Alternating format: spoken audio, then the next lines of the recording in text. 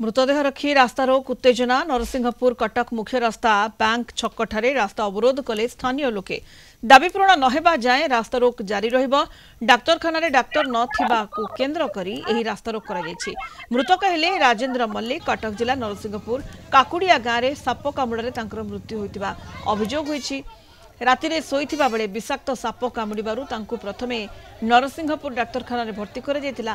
सेठारे doctor नथिबारु तांकु Cuttack medical को स्थानांतर करा जायतिला। तेबे तांकर मृत्यु होइतिला।